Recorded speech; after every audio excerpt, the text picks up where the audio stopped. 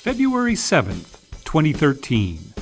From El Cajon, California, this is episode 12 of You Can Bet on That. Hey, welcome everybody. It's You Can Bet on That, a podcast for the recreational gambler. I'm Mark Duvall, and I'm here once again with Dr. Mike. Hello. So, Mike, how was your Super Bowl? Well, let me just start by saying this. The Super Bowl, for me, was like a colonoscopy prep. Uh-huh.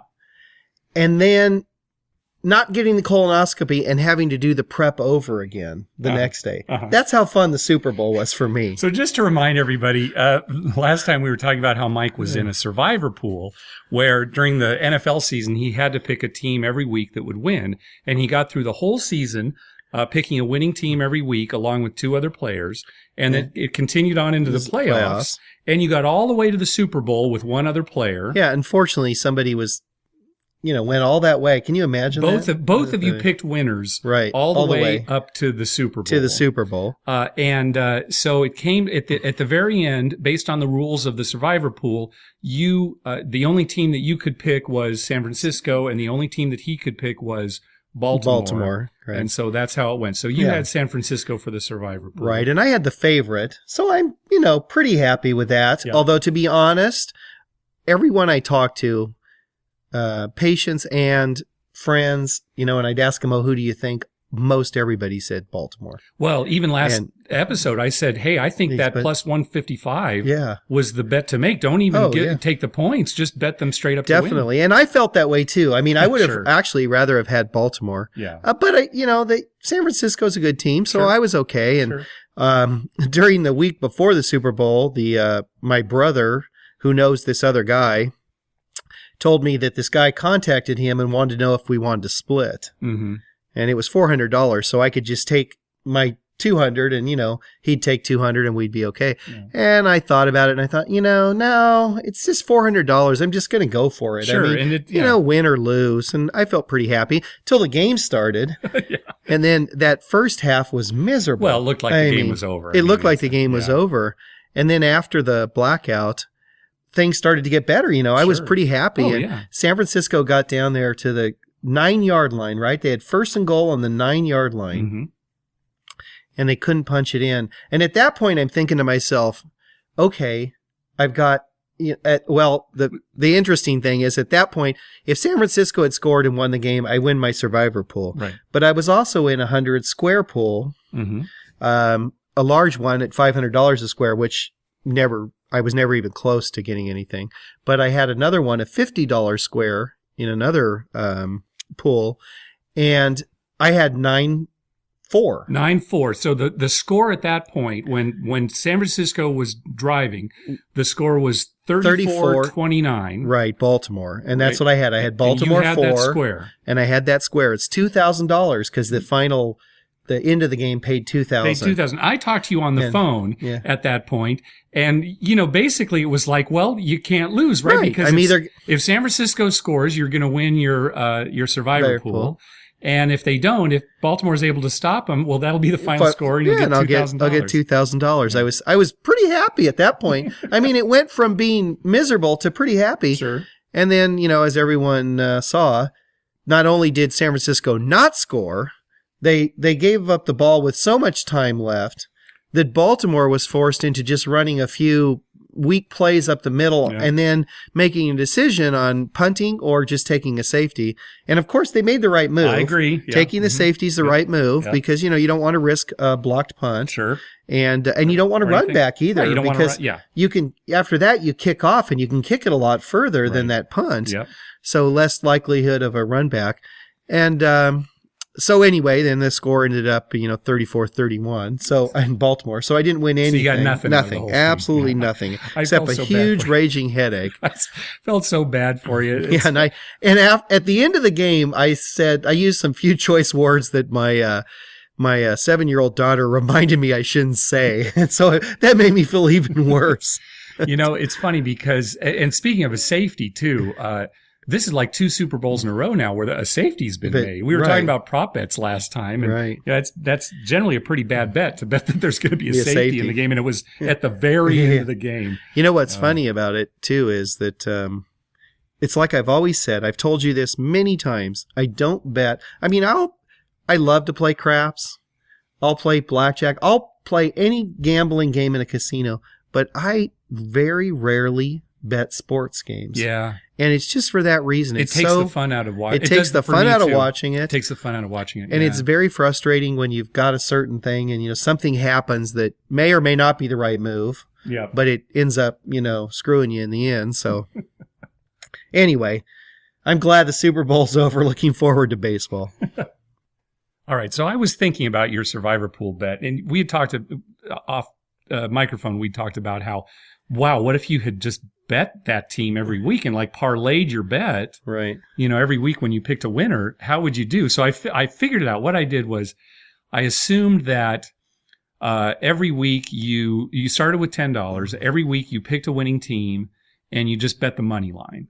So let's say, I don't remember the exact, we couldn't go back and find out exactly which teams you picked and what the money line was for each one of them. But let's just assume the money line for the team that you were betting on was like minus 200, which sometimes it might have been more than that, but a lot of times it'd be less than that. And you probably even picked some underdogs along the way. Sure, there were a couple, yeah. But just for, to be conservative, let's say that you started with $10 and every week you just laid the favorite and it was minus 200. So in other words, $10, you'd bet that first week and you'd win 5, and then you'd have a total 15. Of 15, you'd parlay. Okay, so week 2, you'd start with 15. So I've got a calculator here. If we go 2, 3, 4, 5, 6, 7. So after week 7, whoops, I hit 1 too many times. After week 8, you'd have $256. So if you got about halfway through the season doing that, you'd have $256 starting with a $10 bet. Let's see, 9, 10, 11, 12, 13, 14, 15, 16, 17. So after the full season, if you'd done that for the entire season, you'd have $9,852 from my $10 from your initial $10 bet. Yeah. And then if you kept going, wild card week, division week, conference championship. After that, you'd have a little over 33,000. Right. And then if you'd been like this other guy that you were up against and bet that final one, parlayed it, $49,878 from a $10 So almost bet. $50,000 from a $10 bet. You have to try that next year. Yeah, you know what? Now I feel like I want to have a colonoscopy just to punish myself. I think I deserve it. You got to live in Vegas, though, or somewhere where you can make that bet each week, right? I guess you could do it online, too, but I don't. Yeah. I'd feel pretty uncomfortable making, big bets like that online. Yeah, I'd feel uncomfortable cashing in my $50,000 online. Right. So I don't know if you got this mailer from Aria. They sent out kind of a nice little folding, mailer. Yeah. And on one of the pages, they were promoting their buffet. And regular listeners will know that we did not care for the Aria buffet when we went. Worst ever. This was a little over a year ago now. And, the thing is, I am a picky eater in that there are certain things I don't like to eat. Right. But for the things that I like to eat, the quality doesn't really matter much to me. Right, exactly. I'm not real picky when it comes to that. Right, exactly. But this buffet, it was bad. It was and you really thought bad. It was bad, and your dad thought it was bad? Yeah, my dad thought it was bad, and he likes every buffet just because he can eat a lot of food. So, his is a quantity thing. So for him to say a buffet was bad, that's unusual. And I don't know if we were in the minority because I read that it was getting good reviews. I don't know. Anyway, they've redone it. And to me, Aria is still a relatively new property. The fact that they had to redo the buffet, maybe, we were on. Yeah, they something. must have got enough complaints. So I guess maybe next time we go, we should try it. Yeah. Don't tell my dad. He's still talking about how bad that buffet that was.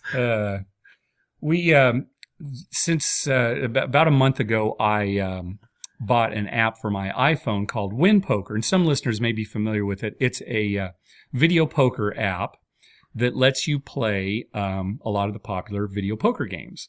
And it also quizzes you, or, it coaches you on, the right plays to make. Right. So you can set it up so that, if you make the wrong move, it'll warn you, tell you what the right move is supposed to be, and, you can... Right. It's a good way to learn. Oh, yeah, it's great. I love the app. It does crash sometimes, but it's not. Hopefully they'll fix that in like another release. Sometimes when you hit the menu button in the middle of the game, it crashes. But otherwise, I really enjoy it. One nice feature is that you can change the pay tables on the game. So if the casino you're playing at doesn't list, the best pay table, you can change it, and it can analyze that, new pay table for you. And you can also enter a particular hand, and it will tell you how to play it.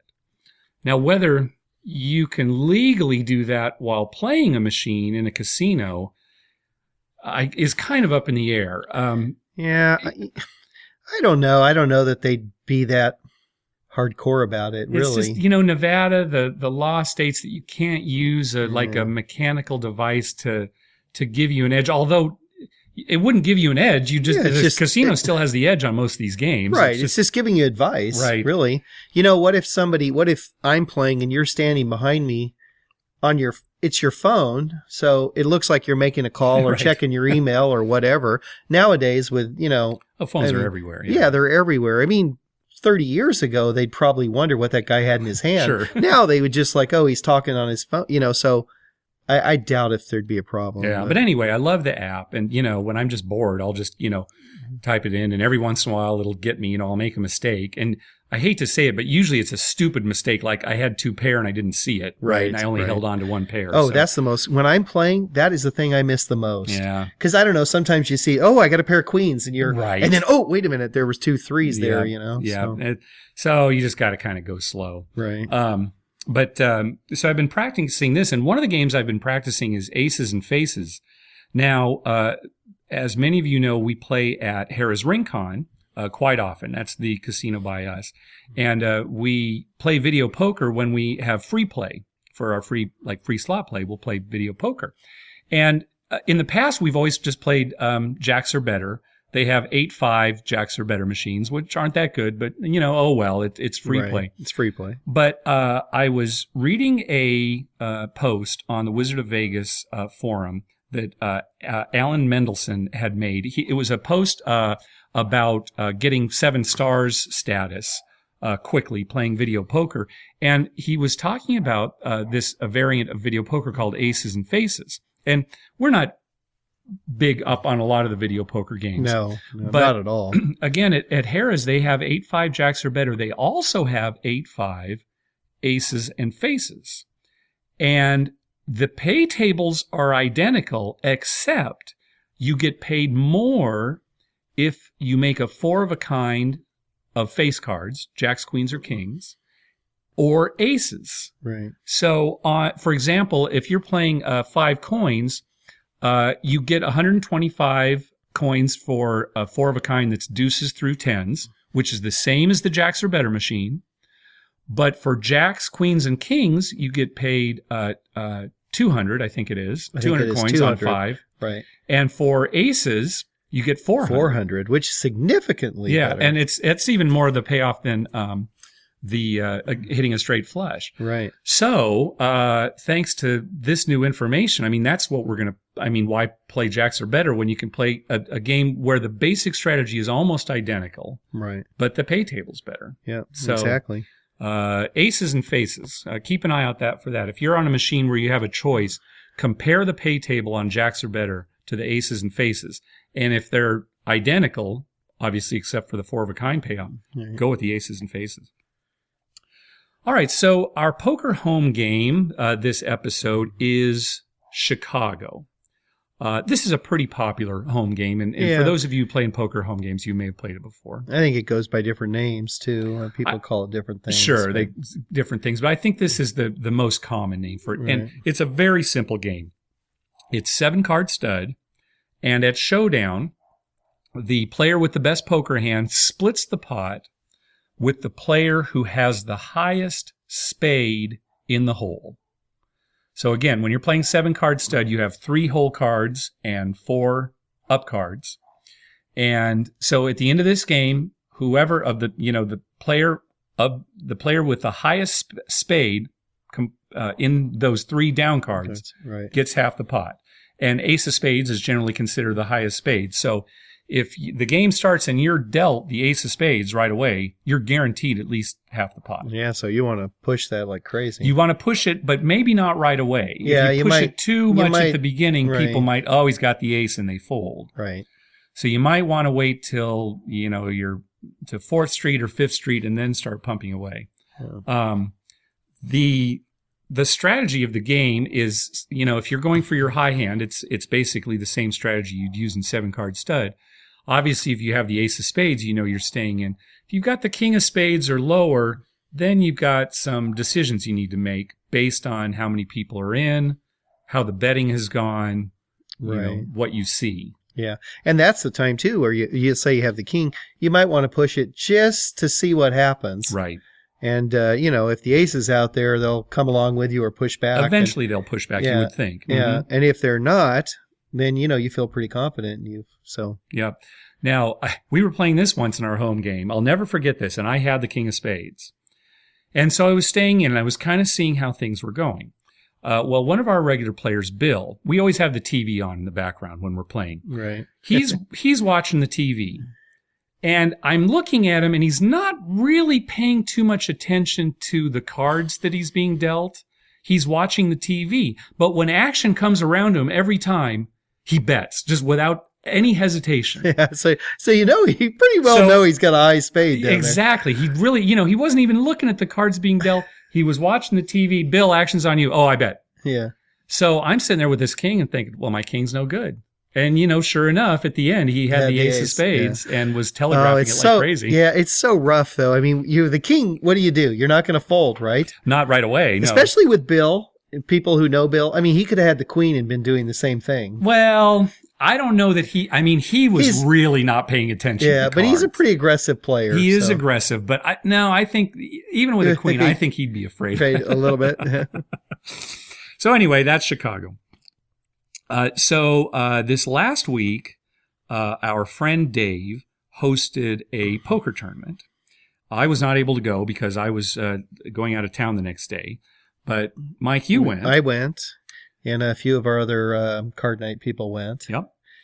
And as usual, it was an excellent tournament. Well run. Dave always puts on a well-run tournament. For a home tournament type thing, his format is excellent. I agree. Now, the way that it works, it's a was it $30 buy-in? Yes, $30 was the initial buy-in. Okay, so $30 buy-in, and that gets you 100 in chips. It's very small blinds to start with, like 1, 2. 1, 2. But you get 100 in chips, and then for the first hour, you can rebuy. You can rebuy whenever you're below $100 in chips. But whenever you're below your initial chip amount. Yeah. Right. So, typically, and I did this as well, I'm sure most people did, as soon as you've, put in a blind, even without even playing a hand, just your blind, you're down $1 or $2, then, rebuy, get another $100. And it's I think it's $25 for the rebuy. Is that correct? No, it was 20. Okay, so 30 for the initial, 20 for any, and you can rebuy as much as you want during the first hour. For the first hour, as long as you're under the initial 100 chips. Right. Once you do your first rebuy, and let's say you've got, you've lost $5, so you rebuy, you got $195. Well, then you got to play a little bit to get back under 100. So, it's not like somebody can just keep rebuying in mass amounts of chips. And I don't think, when I've played, I don't see a lot of players shoving in that first hour. A lot of time in rebuy tournaments, people are real aggressive at the beginning because they figure they can rebuy. But it doesn't happen at this tournament that much. No, it's a more conservative crowd, I'd say. Yeah. There's a few aggressive players. I'm probably one of them, but most people are pretty mellow that first hour. And then after the first hour, then we take a break, and you can add on for another $20. Another $20. You get 150. 150 chips. In chips. Correct. So anybody can add on at that point. And almost everyone does. Right. And then after that, it's just a typical freeze-out tournament. It just plays to the end. Right. And so most people, the minimum, you're in for $70. Because everyone should at least do a rebuy and an add-on. Right. Yeah, and that's typically what I'm looking at is at least 70. Yeah, 70. And maybe more, maybe 90 or, 110 or whatever. Yeah. So tell us how the tournament went for you. Well, for me, it went great. I actually ended up buying in for the minimum, $70. And the minimum as we see it. Yeah, because theoretically you could just buy in for 30. Right. Yeah, theoretically you could just buy in for 30, Yeah. but I don't think anybody does that. Yeah. I mean, it wouldn't be a good move if you're trying to win. Yeah. So I survived through the first hour, added on, and made it to the final table and ended up taking second place. Nice. Yeah, which was great. And I actually, when it got down to just two of us, it was me and another gal, and we were pretty close, but I had her by a little bit. I had the chip lead on her by a little, and she played well. Mhm. I will say this, and it was getting late, and so I got kind of aggressive, and I went in. I pushed in. I was trying to push her a little bit just to see, and she called me. I had Queen 10 suited, Mm-hmm. which isn't a great hand, but it's down to 2, and I'm like, and it's late, so I'm like, okay, I'm in. Yeah. And I was the chip leader. She had a pair of 5s. Okay, so typical race. Yeah, situation. typical race, Yeah. and nothing helped me, and I had 2 overcards, so I wasn't all that unhappy with Sure. it. Yeah. But she ended up winning with a pair of 5s, and that kind of crippled me. And then after that, I was like, okay, I'm just going to push in whatever, and so that's how it ended. Good. So how much did you get for second place? So I got for second place $540. Nice. Which was good. Yeah, and I $70 think investment. first place was 900 something, like a little 950, somewhere around there. Good. And he paid Yeah. like top 6 spots or something. Top like 6 that? spots. Yeah. Top 6 spots. Our friend Paul was 6th. Okay. Thanks to our other friend Lyndon, who was the bubble boy and went out in 7th place, and I think made a terrible move. All right, let's hear it. Well, I haven't heard this story yet. okay, well, this is what Lyndon did. He was short stacked, Okay. and prior to him going out, the hand before that, I don't know what his cards were. They were never revealed, but he was in a hand that was a fairly large pot. And he went all the way to the river and then folded. Mm-hmm. Okay. And at this point, he had put probably 3/4 of his remaining chips in the pot. Yeah. So he had 1/4 of his chips left, and it was like $100 when everyone else had thousands. Right. He had like $100 left, and he folded. Why? I don't know, because he was going to be blinded out, which is what happened. Yeah. He had to just push in the next time. And I would have just pushed my last 100 in and taken my chances. He should have probably pushed it in earlier than the river. Oh, yeah. He probably should have pushed it in right after the flop. Yeah. And just went all in. He must have been on some kind of draw that didn't get there and just. Well, I guess, but if you're on a draw, I mean. That you shove. If you're that low, yeah. You're that low. Yeah. So he ended up going out in 7th. And the funny thing is at the start of that hand, him and Paul had pretty much even stacks. Yeah. And I was real curious. It was going to be a race to see who was blinded out first, right? Yeah. Because the guy who loses gets nothing. Paul ended up getting, I think 120, was it? Yeah. $120. So, and he was in for 70, right? Okay, So he made $50 profit. Yeah, good. And, I don't know what Lyndon was thinking, but. Well, I've seen Lyndon do this before where he just sits with a short stack forever when really just almost any 2 cards he needs to go in, because he gets down to the point where even if he doubles up, he's still a short stack. Right. That was the thing. I'm thinking you're saving 100, even if you win the next hand. Yeah. You know, and 3 people stayed in, you got $300. We've all got thousands. You're still the short stack. And I think at the blinds at that point were like 50 and 100 or something. Right. So it's like, okay, you're going to be blinded out. So anyway, but yeah, all in all, a great tournament. There's one thing I want to bring up. Well, there are 2 hands I want to bring up. All right. And I want your opinion on this. All right. So the girl who ended up winning, I believe her name was Shelley. I don't remember, but I believe her name was Shelley. And she was a good player. I mean, she definitely knew what she was doing. But there was one hand early in the final table when there was still like 9 people on the table. And somebody who was short stacked went all in. And the person at the time who was the big stack called. And then she called as well.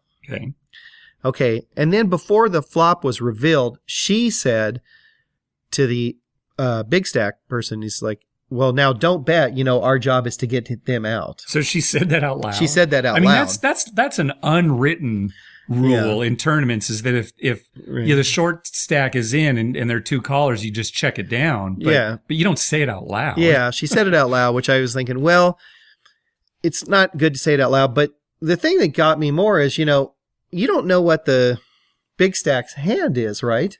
Well, Because sure. she was low enough, he could take her out, too. Yeah, if you flop a monster, then you don't just check it down. Yeah, of course, I mean, sure. So she's saying that like, well, don't be stupid, but it really depends on his hand. Now, if he's got a mediocre hand, of course, check it down. Yeah. But if he's got a great hand, I mean, that's his opportunity to take 2 people Sure, out, of course. force her to, make a decision. Yeah. And I know you never want to bet out the winning hand, and then maybe the short stack ends up winning because you made the best hand fold. Well, right. But so, you'd only want to bet really if you've got, you're pretty sure you're going to win with a big right. hand. Yeah. Right. Anyway, that was interesting. I thought that was kind of interesting. Yeah. The other thing that got me is prior to the final table, when I was on the next to last table that I was on, the guy who was the big stack at the table, there was a hand. I was not involved in the hand at all. But he made some interesting moves. You can comment on this. What it was prior to the flop, one person bet a fair amount of money, like a couple $100. Person after him pushed all in because he only had like $250. Okay. Person number 3 called the 250. Okay. And then the big stack, and I mean, he was substantially ahead of everybody. He called. Okay. And then the person who had bet the 200, he just called. Okay. So we've got 4 people in. And one is all in. Player 2 is all in, and everybody else is in. Okay. And then, so then the flop comes, and it's like 6, I believe, some small card, and then 10-10. Okay, so 6, 10, 10. 6, 10, 10. All right. So the first person who initially led the betting with a $200 bet, a fairly large bet, he bets like $500 or something. Okay. So person number 2 is all in. Okay. Player 3 calls. Okay. And then the big bet, he raises. All right. And I believe that's correct. I believe he raised. And then the others called around. Okay. So we still have 3 people in. So we still have... On a flop of 6, 10, 10. 6, 10, 10. We still have 3 people in. Okay. So then the turn comes, and it's another 10. Okay. So now we've got 6 and 3 10s. Yeah. So that's a scary card. That's a very scary card. Yep. So the first guy who has been leading the betting all along, he makes another large bet. Well, and I'll say like $1,000 or something. Uh-huh. And guy 2 is all in. At this point, guy 3 hesitates, but he calls the bet. Okay. And then the big stack player, he calls the bet too. Okay, so we still have 4 people in. Right. So it goes to the river, and the river is a jack. Okay. All right. So the first guy, who was, he was either second or third in chips at the start of this hand, he pushes all in. He says, okay, I'm all in. All right. All right. Second guy's already all in.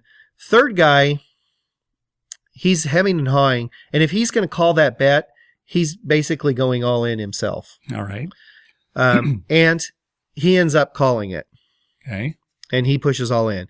Now, the interesting part, it gets to the last guy, and this is the chip leader, who still has a substantial stack, right? Right.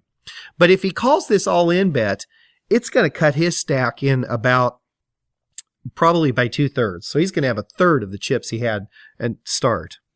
And he hems and haws, and I mean, he took a long time. I'm sure it was only like 4 or 5 minutes, but it seemed like 20. Yeah. Excuse me. It was quite long. Anyway, he finally called. So when they turned over their cards, the initial bettor in seat 1 obviously had a 10. Okay, right. He had quad 10s. You figure with that many people, right? Somebody's got a 10. Somebody's got it with all the betting going on. Right. Okay, so and on the flop, he had 3 10s. Right. And his other card was a high card too, right. So I could see why he was in. Yeah. Okay. And then the guy who was forced all in early, he had nothing. Yeah. At third base, he had an interesting hand. He had a pair of 6s. Okay, so he had flopped a flopped a full house, a low full house, the Yeah. 6s with the 10s. Yeah. And so, I can kind of understand him going the whole way. I mean, I can understand it, but it's a bad move. It's a bad move. Because you're counterfeited all of a sudden. When that third 10 comes up, right, your hand is suddenly awful, especially with all the bettings going on. With the third 10 up there, I mean, he's just got to get out. He's got to get out. Because, well, first of all, he's beat by anyone else having anything that pairs the board. Right, or any pair in their hand. Right, basically. or any pair in their hand. Unless it's under sixes, yeah. So, I mean, at that point, he'd get out. But I understand. He was short-stacked. And when he made the final call, it was like, well, I put so much money in. Well, maybe the final call. But yeah, on that turn, and this is the thing about poker too, sometimes when you're beat, you have to give it up no matter how much you think you deserve the pot for flopping a full house. Right. Because he obviously had the lead at the flop. Right. And then the interesting thing is the fourth guy, the big stack, turns over his hand, and I was shocked as hell. He had ace-jack. And I can't remember if they were suited or not, but he had ace-jack. So the jack on the river gave him a full house, tens over jacks. Yeah. However, I mean, there are so many hands that beat you. First of all, you got to assume somebody had the 10. With that much. Well, okay. Let's back up, though, a little bit. Okay, first of all, that what's he flop, staying in why for? is he calling that flop? I guess I could understand maybe calling that flop, even though I think it's a terrible call with two active players in and somebody all in. You've got two overcards, but there's a pair on the board. Right. And then when that third 10 comes out, oh, it's insane. You're out of that hand. You've got ace-jack. What do you hope to get? Well, and when he hit the jack on the river, that's what he was hesitating about, whether he should make that call.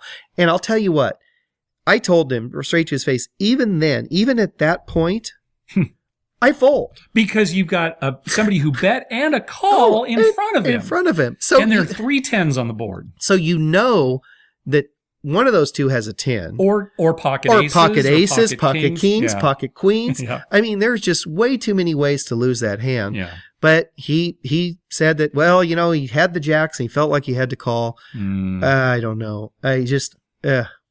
That's terrible. Well, aside from the guy who actually flop trip 10s, it sounds like everybody played that pretty poorly. Now, the guy who flopped the full house, it's unfortunate for him, but he needed to get out of the hand at the turn. He ended up, going out and he was out of the tournament. The big stack, he didn't make it to the final table. He was crippled so much by that. A few hands later, he was gone. The guy who had the quad 10s made it to the final table, and he actually finished third. And he was a good player. I mean, I like his move when he didn't push all in until the river. Yeah. Even though he had the quad 10s on the turn. Right. He just made a substantial bet trying to get those other two to follow him. And sure enough, they did. Wow. Yeah. So that was a very interesting hand. I mean, there's always one or two hands that you go home and you think about. Usually they're ones that I screwed up. Well, the thing about this tournament too is it's a lot of people there don't play that much poker. A lot of people, it's just, something fun to do. Right. And we've seen worse moves than that. Yeah. Definitely. Yeah. We've all suffered at the hands of worse moves than that. Right.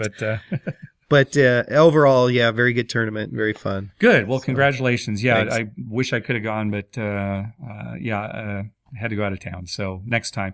Dave puts these on about 2 or 3 times a year now. Yeah. And people really look forward to it. He was real consistent a few years ago, about 3 times, I think. Yeah. Now it's like a couple times. There's like 40 people, something like that. 40. There were 40 people. Yeah. It's so hard. It's a lot of work. I got to give him credit. It's a ton of work. Yeah. Just getting it ready and everything, and then cleaning up, right? Because everybody leaves at like 1 a.m. Everyone leaves at 1 a.m. and you're stuck with all that. And not to mention the fact that he likes to play. Right. And, you really can't focus on playing when you're getting up and doing stuff all the time. He puts on a good show. I'm going to have one that Dave can come to and not have to play. Yeah, not have to do anything. You should. When's the last time you hosted a tournament? Oh, it's been a long time. 4 years ago, 5 years Yeah, like that. I should do it. It's a lot of work. Sure, I'll help. Okay. I'll run it. I'll let you play. I'll just run the tournament. You might do that. That's one less person to worry about. All right. So we have gotten some email, and we're going to, hopefully the next episode we'll have like a listener mail episode where we respond to some of the emails that we've got. So if you'd like to have us read your email on that next episode, drop us an email at youcanbetOnThat@gmail.com. And, of course, visit our website. It is youcanbetOnThat.com, where you can check out our show notes and leave comments. Also, follow us on Twitter. We're at You Can Bet On That. And I'll tell you, follow us on Twitter because whenever we're like on our way to a casino or we're at a casino, we'll tweet about it. And, if you want to come join us and play at a table, that'd be great. Yeah, so, anyone who's interested in craps, I'd love to. Yeah. We'll even sit and play some 3-card poker with you if that's what you want to do. I'll make you go over and play with them. Because Mike doesn't like leaving the craps table. But I'll play a hand or two, but as long as I don't lose my spot. Well, maybe we'll find a table where the like if we're playing Mississippi Stud or something, where the dealer's showing the down cards. Yeah. Right. There you go. little down card to play. I'll tell you what, the first person who comes up to me at a casino that I don't already know, that comes up to me and says, "Oh, I saw you on Twitter. You're here playing." I'll put a $20 pass line bet for you. Oh my gosh! All right, I don't know. You heard it here, folks. The first one only. Okay. And also, we're on Facebook. I haven't mentioned this yet, but I've got a Facebook page up there too that a lot of times just mirrors some of the tweets that we have there. But check us out on Facebook too. It's facebook.com. You can bet on that. How easy is that? Very That's easy. Great. I don't know. All right. So follow our tweets. Even if we're again, we're in the San Diego area, so that's typically where we're going to be. But when we're in Vegas, if we're at a casino too, we'll tweet. Come and join us. All right, that's going to do it this time. Anything else, Mike? Nope. I think that's it. All right, we're out of the bathroom. We'll see everybody next time. See you later.